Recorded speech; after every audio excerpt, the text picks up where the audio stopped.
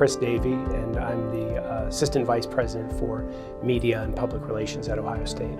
The news media in a democracy plays a very specific, important role in traditional communications theory. The role of the news media is often referred to as the fourth estate, meaning that they are an actual establishment of the democracy for ensuring that we have an informed electorate to make good decisions about governing ourselves. I mean, like at the philosophical level, that's the role of the media that we're traditionally taught in a journalism program.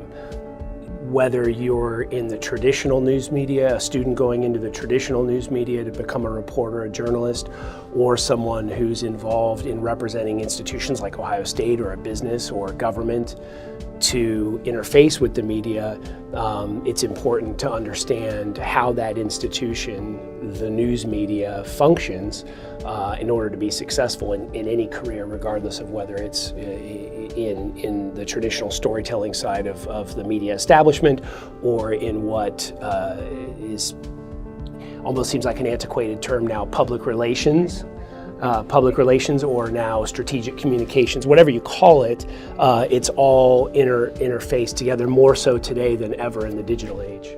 Well, the best way to improve any skill is to do it over and over and over again, right? So, there's no magic to it, really. Being a good writer means doing a lot of reading and doing a lot of writing. And I think that students do well to do that expansively. In other words, not to have a narrow focus on what they're going to consume from the media or what they're going to explore in terms of their skills for writing for the media. So if there's a student that wants to be a sports writer, they should certainly read a lot of sports content, and they should practice writing sports writing on many varied platforms and formats every day. That includes tweeting about sports and Facebooking about sports, as well as writing short and long form journalism about sports. But they shouldn't limit themselves to that. They really should read public affairs journalism and even try and get some practice in writing public affairs journalism, writing advocacy journalism, or advocacy strategic communications, just all across the board. So both quantity and quality matter there. So, students should think expansively when they approach this and consider it to be a lifelong pursuit. I think it's important for students to step out of their comfort zone and get practice in varied forms of journalism, both in terms of the subject matter content as well as the format, if you will. So like even in online digital news, there are varied formats. Twitter, the 140 character iconic now format of Twitter is becoming a particular almost genre of writing, and there's a lot that goes into effective tweeting.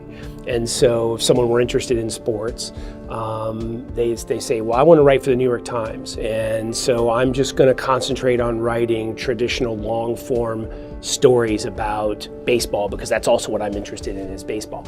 It's important to not think that narrowly. Certainly do that if that's where you want to end up, but experimenting with different platforms beyond long form tweeting, Facebooking, blogging, opinion writing, all across the gamut. The more diversity of experience that a young journalist coming into the field has, both in what they can demonstrate in their portfolio as well as what they can demonstrate in their performance on the job, the more success that they're going to have. And that goes for platforms, if you will, as well as content, subject matter content. So I would encourage continuing to use sports as the example. I would encourage someone interested in sports writing to experiment with public affairs writing, to experiment with business writing, and all across the gamut, and then that would go both ways.